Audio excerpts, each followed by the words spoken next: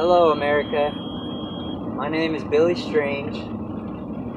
I am the director and CEO and visionary of a nonprofit that I started out in Georgetown, Texas, called Fathers for Custody.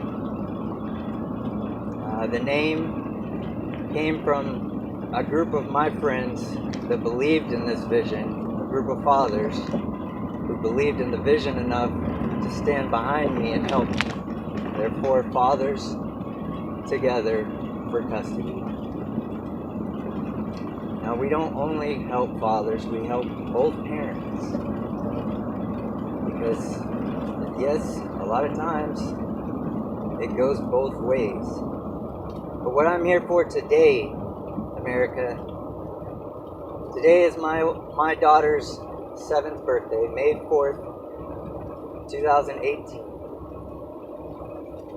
Now, I'm not going to get into the details of the last 7 years. Those of you who know me and who have read my story, they know. If you would like to know, please contact me. If you need help in custody or divorce, please contact me. But today is my daughter's birthday. It is almost 5 o'clock in the morning. She's getting ready for school right now. And I built her and her sister, Daisy, the younger one. It's about a 24 by 18 inch board, like a crate board. And Trinity is very artistic. She's always loved painting and drawing, and she's just extremely artistic. Now, their mother has kept them away from me for the last almost 6 months. I had no contact, nothing. I did have custody of them. If you want to know the whole story, contact me. But for her birthday, I have never done any wood burning. Like the pin that gets real hot, you burn it or etch wood with. I've never done that before. But I've seen the board, and I like wood, and Trinity's artistic, so I wish I could show you, but I'm driving, so I got this hands-free thing. But what I love about it, when she was 5 years old, I went to pick her up from her night church service on Wednesday nights, and I came into the gymnasium, and I could see her classroom. I could see her in there. I didn't go in. I was just watching, talking to the babysitter, the owner of the Cubbies. She was also her babysitter, so she took real good care of her. Anyways, I was talking to her, and I was watching Trinity color something. And the class was over, and she was talking to some of her friends in there, and then she looked back, and she noticed me. She took off running out. She said, "Dad, look." She had this little popsicle board, kind of like what I have, that she had glued together. And I was a diesel mechanic at that time. And she got to see all of the trucks that I worked on, and it was amazing to her how big they were, and the daddy could fix it. But the story comes from one night she was going to bed. I was putting her to sleep, and she accidentally dropped one of her toys, and it broke. And it was one of her favorite toys, and she was gonna throw it away because she couldn't figure out how to fix it. I was like, "Don't worry, baby. Everything will be okay. Just lay down and I'll go to sleep." And when she went to sleep, I fixed it for her, and I left it by her bed when she woke up. And ever since then, Daddy fixes everything. Daddy can do anything. Trinity is my That is my lifesaver. When she was born, I was young. We were both young. You know, I didn't plan on that. I was in the military. I just got back from Iraq. I didn't plan on that. But when she was born, I was standing there looking at her in the little crib, and I was so scared. I was gonna be like my parents. I couldn't even pick her up. I was scared that if I touched her, I would ruin her life. But the nurse seen me, and she picked her up and put her in my arms. And my whole life changed. From that day on, I became everything that those two girls need. I taught them respect. I taught them manners. I taught them how to be a daughter, and I also was their friend. But I was never their friend first. I taught them love was more important than anything else in this world. And today I'm going to go try to give my daughter her presents. And I want you guys to see why I'm building what I'm building. This is not for me and my situation. What I am doing is not for me. I've chosen this path through my pain, sacrificing my family, because I know that I can help future families. I look at what I want to do, and I see so much beauty in the future. I see children smiling more. I don't see so much violence, and I see families that work before they just let go. They work to keep it because it's a sacred thing. Me and my ex-wife were together for 11 years. And I'll never forget the day I seen her. I didn't meet her, but I seen her walking to work. I'll never forget that day. I loved her with everything I had. But she reached a point in her life that I didn't know how to fix. And I only made it worse. And I did the only thing I knew to do, and it was to protect my two daughters. So I filed for divorce. After logging 2 years of our life, I filed for divorce and showed that courtroom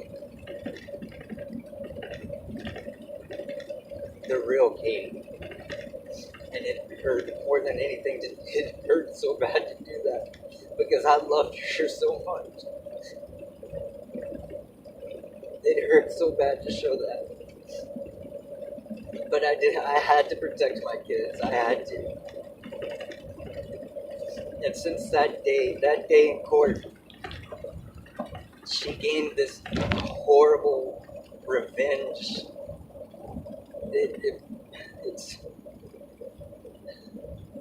It's not only her. If you just look around, it's so many parents. Don't take this for truth, but if you just walk around and could see it, I guarantee you 1 in every 2 couples who are going through divorce or custody, the parents are using the children, one or the other or both are using the children against the other parent for leverage as a weapon. And they never see it, and you can show it bluntly in their face, and they will deny it until that other parent is hurt so bad that they have to leave the children. And sadly, that's why most men are forced to leave their children. I'm not saying that is every, please listen carefully, that is not every case. There are horrible men out there, the same as there are horrible women out there. Okay, I've seen it, I've heard the stories, I've talked to clients, I know. Okay? But they're innocent, their essence is pure. Their hearts are pure. And you don't even notice it. And I want you guys to see I want you to see that firsthand, okay? I want you to see firsthand why I'm building this. And it's not because of my situation, okay? When I do this, do not, well, he's building that for his thing. No. What I am going to show you, don't use her face or her name or her body or attitude. Use your whoever this is to you, put that person there. That is why I'm doing this, because nobody has stood up to this system and changed it. Nobody. This system has been the same since its conception, and it's not right. There are more families ripped apart, horribly ripped apart because of the system. And they encourage it without saying it and showing you. They encourage the division within the family, because if you can divide a sacred vow, then you've divided God's plan.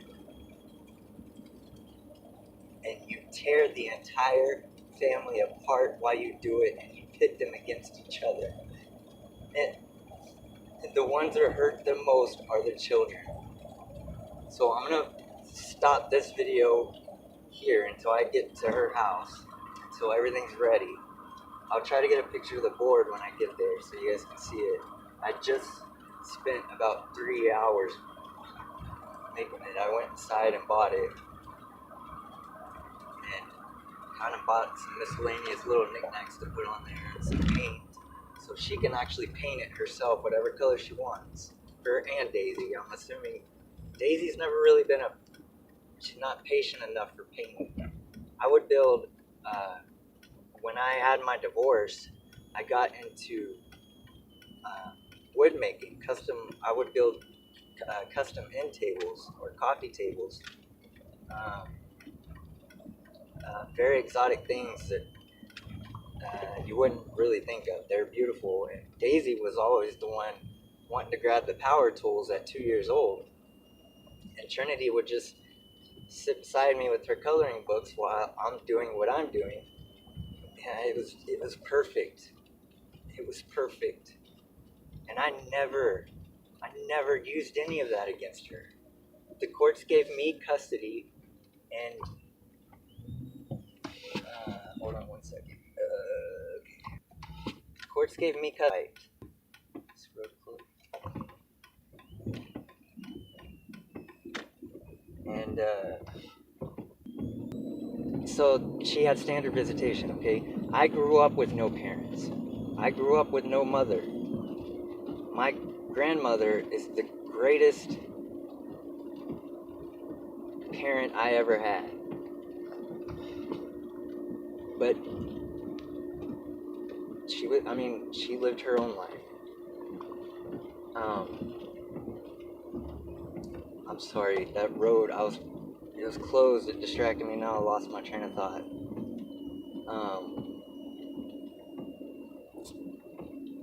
Dang it. Oh, the board. So Trinity and Daisy, Trinity loves to paint, Daisy loves to, whatever Dad was doing, Daisy could do it too. I remember when Trinity was growing up as a baby, I was blown away by how much I thought babies were like, and she was the opposite. She never cried. It was just, we named her Trinity because that was our complete. Me, Trinity, and Katie. I loved it. It was perfect. Everything was perfect. I'm not saying Daisy was a bad kid. I'm just saying Trinity was not what I expected. Everything was so easy. Potty training was just natural. It was one day diapers, the next day panties. It was, she never cried. It was beautiful.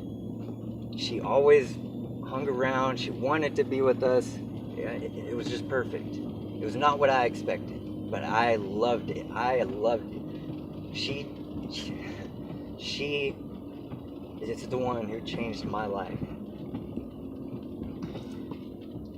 So, raising Trinity, I was like, wow, we did everything right with Trinity as far as a family, as far as coming together. We had our fights and our separations, as all couples do, but we always came together in a godly way. Not necessarily church, but in the way that man and woman should come to a conclusion. We worked it out. The time frame between Trinity and Daisy is when everything went bad.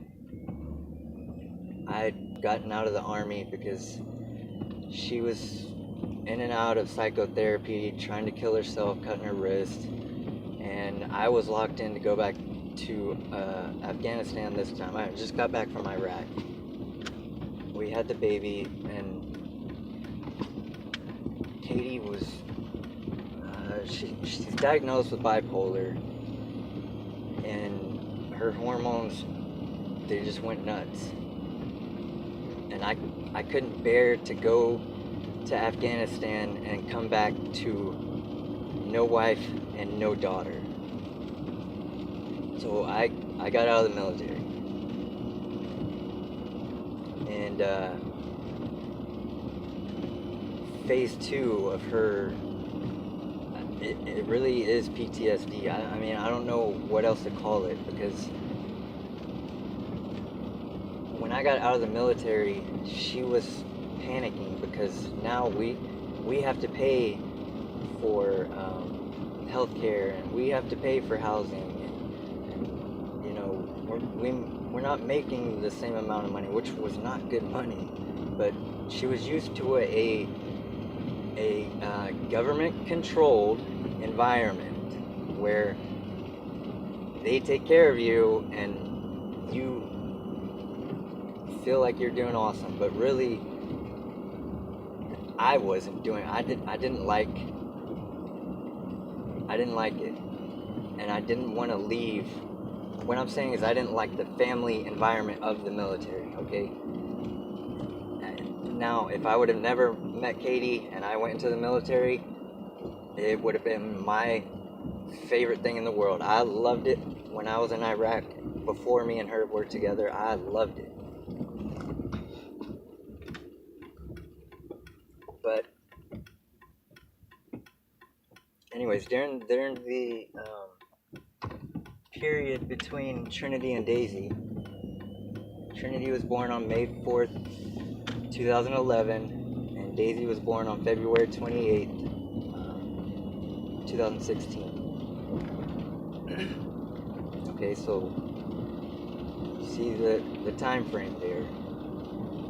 That time frame is when I got out of the military and told her that please don't be scared, because I will do whatever it takes to make this family work. I will fight every day I wake up to get a job and make sure we are taken care of, okay? You do not have to worry. Now, at that time, we had moved from El Paso out to Temple to live with my sister. She had a big house, and we was gonna live with her for a month or two until I got on my feet.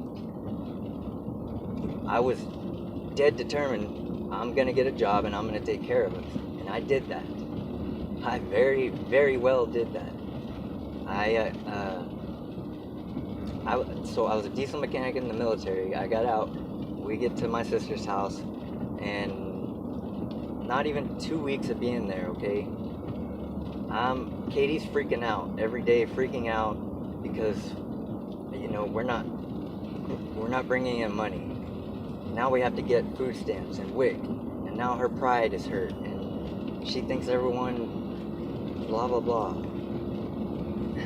As hypocritical as that is, she was just being helped by the same people with healthcare. It's all the same system. But anyways, regardless, she couldn't be in control of the situation. And that is with Katie, that is the best way to put it. She was not in control of the situation. And I stood up and I got up every morning for 2 weeks. I got up and I made phone calls, I made interviews, I went to interviews, I went to store, I did everything. And 2 weeks after we got there, HEB Warehouse is a grocery company here in Texas.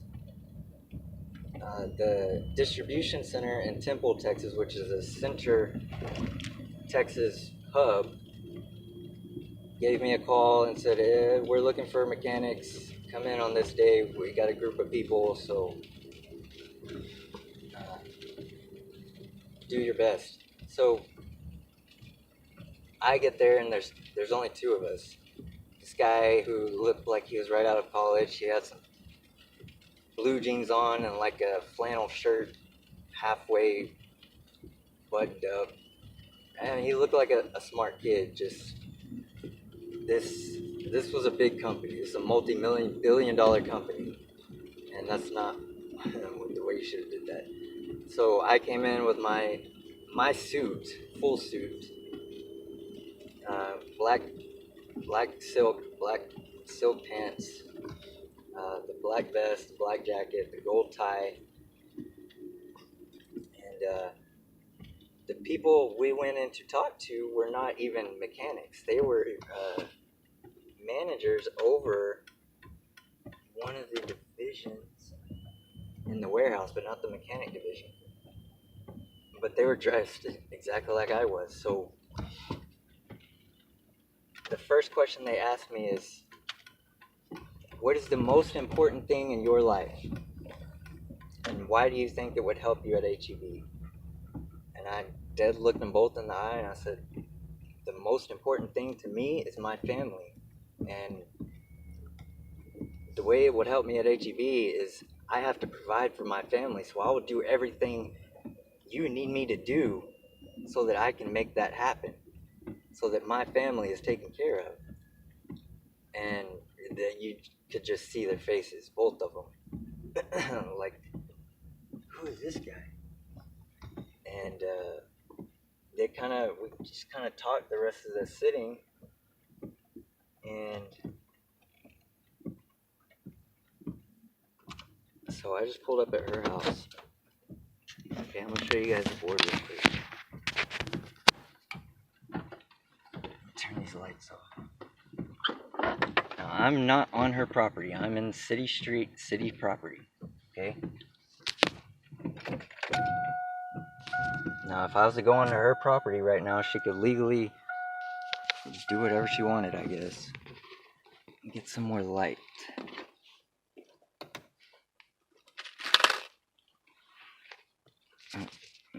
Okay.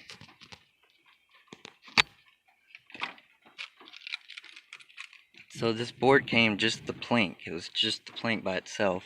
I don't know if you guys can see that. I can't. Oh, huh? I can't tell if you can see it. I'll just kind of go across the whole thing.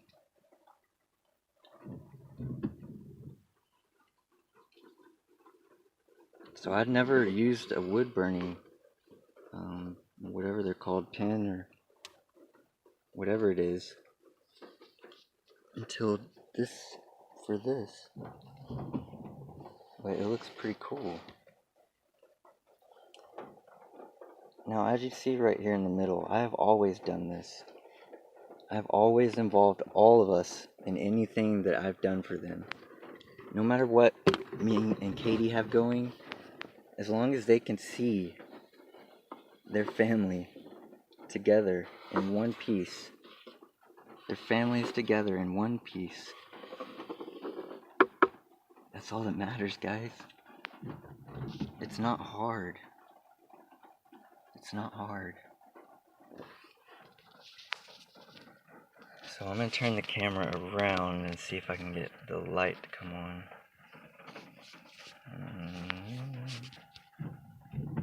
Maybe.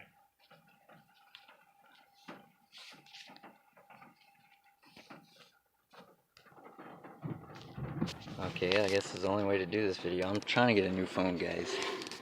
It's a little hard right now, so the only income I have right now, which is why I'm not fighting for custody or anything like that with my kids, because I know I'm not in that situation that I was right now. I have a different path in life, and I've seen it very clearly. So I have to sacrifice the pain of what I used to have to build this. And I started about 2 months ago. And I'm a very good marketing person, social media, word of mouth, events. I can't plan them, but I know how, ideas. I can come up with great ideas. I've done everything that I have done with this company. I've done it pretty much on my own. So, I mean, I've had little help here and there, and one of the main fathers that started with me, his name is Aaron Hickam. Sorry, Aaron. This is a pretty bad storm. I would go to him all the time because he's very intelligent when it comes to how the public would see what I thought was right. Okay, let me rephrase that. What I thought was a correct way to say or do or write something, I would have him look over or rehearse everything to him and then hear his opinion, and he could see it very intelligently through their eyes and be able to show me how to correct that. I don't enjoy public speaking, but what I do enjoy is I've built the website. I've spent so many hours on that website, and people love the website. They absolutely love the website. However, I do not. It's still not complete the way I want it to be, and there's so much more to do. But it's at a stage right now that you're able as a new visitor to kind of understand what's going on, so you can go where you need to go or see what you need to see. And so that the website's working out, but I don't like the platform that's on. It's on Wix, and they're not very customer friendly. It's a very great platform to design. I like the design aspect of it. I don't like the sales aspect of it. I'm also doing. I started our first. It's a Fathers for Custody specialty hat is what I called it. It's all white trucker hat, and it's got the logo in the middle. It's a very nice hat. Very nice hat. So I'm going different routes. I'm doing this alone, okay? So what I don't make with my clients, I don't make. So I have to supplement that, because right now it's grown very, very fast, way too fast. But I was able to adapt and handle that speed, where when I would bring people in to help me, they would tell me to slow down or stop. You're not doing things right. And I would explain every one of them. I would say the same thing. Look, you're going to come into this and you're going to see how this is moving. I want you to know that, yes, this was my vision, but this is someone else's plan. Okay? So I'm just the vessel for the plan. So I just do what I feel. If it's going a certain way, then I go that way with it. I don't stop it and question or blah blah blah. This is not this way. Whatever. I just go with it. So within 2 months, it's gotten it's gotten way too big. But for me, by myself, it has not gotten way too big. It has gotten way too big for me now to do all of these things by myself. So what I mean is I market, okay? I still manage the website. I manage the online store. I manage the products on the online store. I manage mouth-to-mouth client marketing. I manage the clients. I manage the 300 something forms, which I'm retyping in a Fathers for Custody brand. So, I mean, it, I started out with one client, okay, and that one client within 3 days grew into 3 clients, and within a week I already had 10 clients, okay. Now, like I said, 2 months ago, okay, we started 2 months ago. I'm now up to 23. I might have another new one tomorrow, or no, today, later today. And I'm now at 23 clients total. The 4 that have gone to court, okay, have all gotten what they wanted. So I'm at 100% as far as being able to help them. Now, I am not a lawyer, okay, but what I have is knowledge of that particular situation. I went through 4 custody fights with her and the divorce. The divorce went from basically 2015 to, what was it, November, I think it was, of 2016. So I'm a very analytical person. So when I go into something, I like to know everything about it. So when I went into that divorce, even 2 years before that, like I said earlier, I had already started logging everything because I had read um, that that's the only way to go to court in a divorce is to have facts, have proof, and have a record of that. So, but anyways, going into the divorce, I had plenty of time to read Texas Family Code, Chapter 153, and hundreds of pages on there. And I read it word for word. I went to courtrooms just to listen. I would go to courtrooms just to listen to the cases, and that is the most. If you guys ever want to try something new, okay, and you're thinking about getting married, or you're in a rough spot of your marriage, I ask you, okay, if there's kids involved, or not, I ask you to please go to your city courts, the family courts, and just sit in there for 4 hours and just listen to all the cases. Go in there once a week and listen to all those cases. It's, oh my goodness, this system is not, it can't last much longer. We're tearing families apart, and it's the normal thing now.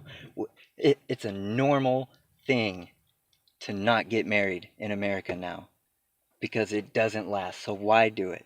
That is normal. You can poll all of the millennials, okay? I am a millennial. I don't believe in that, but you can poll them, and I guarantee you 85% of that, no, we're not getting married. We don't believe in marriage. It doesn't work. My mom and dad got divorced. Their mom and dad got divorced. They had blah, blah, blah. It's because of a system that was created. And it, it's not our fault. But it is our fault if we allow it to keep going. It is our fault if we allow this to keep going and we affect the future families. And children are now just cast aside as objects.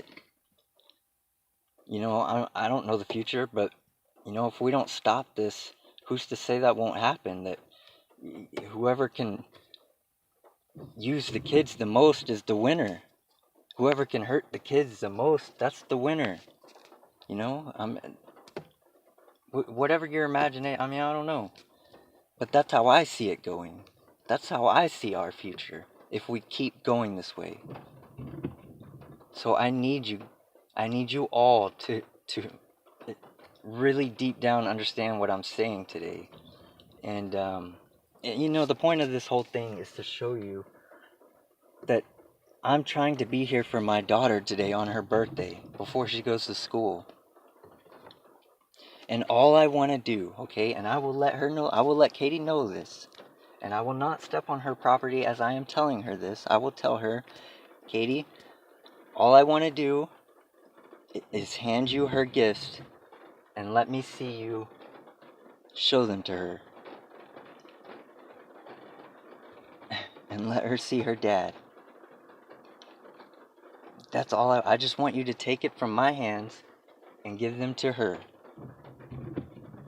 That's all you have to do. If she can do that peacefully, I will accept that and I will gladly leave. But okay, listen, I promise you right now, I'm telling you right now, the minute she walks out that door and sees this truck sitting here, she don't know I have this truck, this is a new truck. She's gonna go in there and get Craig. Craig's gonna come out here belligerently stupid, violent, stupid. He's always been a hothead.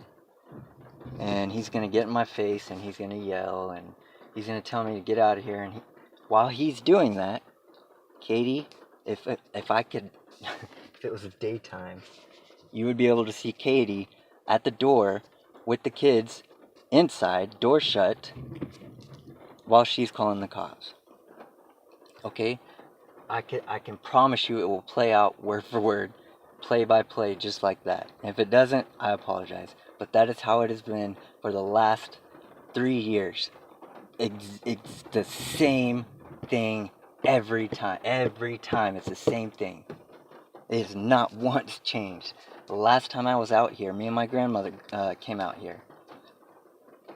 Parked on the other side of the street in the city. We came to, what was that day? Oh, it was my visitation. And I had actually called the city of Temple. She lives in Temple. I live in Georgetown now. I had called the city of Temple's PD, okay, police department, almost 45 minutes before I showed up at her house, okay? Listen. Okay, 45 minutes before I came here, I called the police first and said, hey, I'm going to my ex-wife's house. I need to pick up my daughters for my visitation.